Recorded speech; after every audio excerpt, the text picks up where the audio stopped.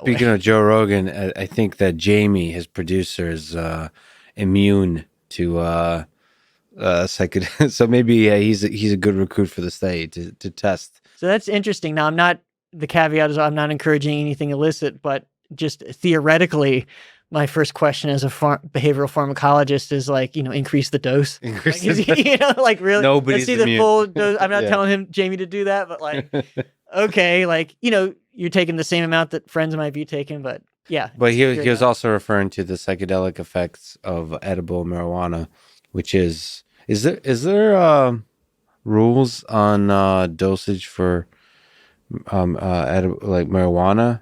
Is there limits?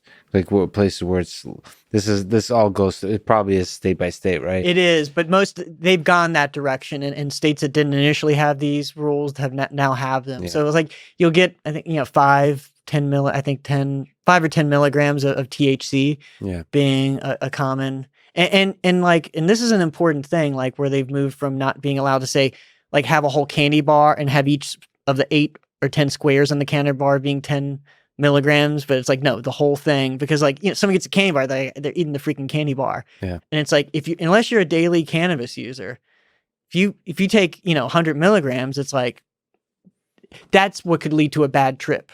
Yeah. For someone. And it's like, a lot of these people, it's like, oh, I used to smoke a little weed in college. They might say they're visiting Denver for a business trip, and they're like, why not? Let's give it a shot, And they're like, oh, I don't want to smoke something because so I'm going to be safer with this edible. And then they like consume this massive, but there's huge tolerance. So a regular, like for someone who's smoking weed every day, they might take 5 milligrams and kind of hardly feel anything. And they may really need something more like 30, 40, 50 milligrams to have a strong effect.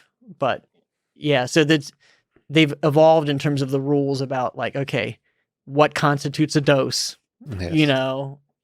which is why you see less big candy bars and more, or if it is a whole candy bar, you're only getting a smaller dose, like 10 milligrams because is where people get in trouble more often with edibles. Yeah. Except Joey Diaz, which I've heard. That's definitely somebody I want to talk to. Out of the crazy comedians, I want to talk to him as well.